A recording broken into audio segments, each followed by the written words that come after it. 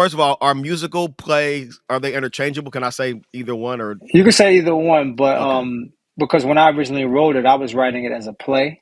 Oh, so no music. It was just supposed to be dialogue. Yes, I had thought about maybe a couple of songs, but once the producers, Patrick Blake and Kate Camerata, they run the company Rhymes Over Beats, the theater company, they were like, well, we thought, sure, this was going to be a musical. I mean, you're known for music. Like, why wouldn't it be a musical? I'm like, oh, well, I never really thought about it. I had a couple of songs, but, Kate made me understand, well, this conversation right here, this is a song. So now it became, okay, how can I take a conversation between two characters and create a song out of that?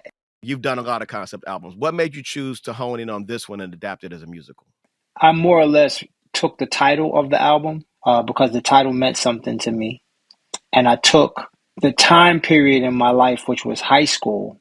I took those two things from the album. And then from my album Disposable Arts, I pulled a character named Lisa, which was the girlfriend character who had a brother who was a drug dealer. And then Fats Belvedere, who was on Long Hot Summer as well as The Falling Season, and put him into the play as well. It was really influenced by three albums, Got you. loosely, but then also loosely based on my life growing up in Brownsville, Brooklyn, and just trying to incorporate aspects of real life and aspects of fiction into this new story about this young man who's going into a senior year in high school and is dealing with some crazy mad street stuff the summer before his senior year. So, were the albums in any way connected prior to this, or was this like a connective tissue? So Disposable Arts and A Long Hot Summer were always connected. The Falling Season album had nothing really to do with those albums, but in my mind, I said, well, we meet the Fats character during A Long Hot Summer, but let's go back to high school. Maybe Fats went to high school with Ace. So let's go back and introduce him in high school to the first time that they met. And so I guess in a way you could say they're connected because once I introduced that character on the Fallen Season, it automatically connected those albums. So this is like the Masta Ace connected universe. This is like Marvel. This is I mean, not to those extents, but Yeah. definitely in that way. Yep. Hello everybody, how you doing guys? Today I want to show you a very good math magic trick. It just took time. I started writing this mid 2016 to get to this point. Mid 2016. Like, so I would assume there were like a bunch of drafts and a bunch of different versions of this that exist. A bunch. From 2016 to 2020, it was when I finally got both acts completed and I felt like I had a beginning, middle, and ending, but I only had like one song. And I had 160 pages. They explained to me like a 2-hour musical is about 100 pages. Like,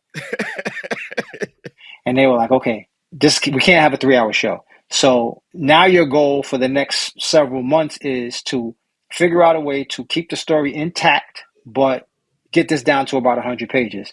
So the next 3 years was me whittling down the conversations because I have a tendency to overwrite when the characters are talking. I'm trying to get really in depth with these conversations and really cool, just nuanced kind of stuff within the conversations. But I had to figure out creative ways to keep the entire scene intact, but get rid of several, lines of dialogue.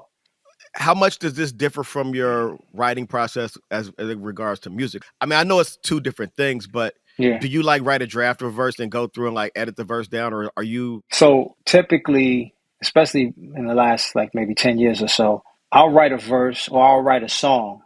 I'll go in the studio, I'll lay it down, I'll lay both verses down. I'll listen to it for a couple of days. And when the process of me listening to it, I'm hearing, oh, that line, I don't like that line. That line is not fire. I'm gonna change that line. And I don't like how I said that phrase. I'm gonna change how I said that. Got you. And so then I'll make those edits. I'll go back in the studio, re-record with the new changes, and then I go home and I listen to it a little bit more. And if there's still lines that I'm like, you know what, this line would have been better to go before that line, not after it. Let me change that. And sometimes it would be 3 to 4 visits into the studio before I came to what I think would be the song. And that's been my process. So the editing process is familiar to me.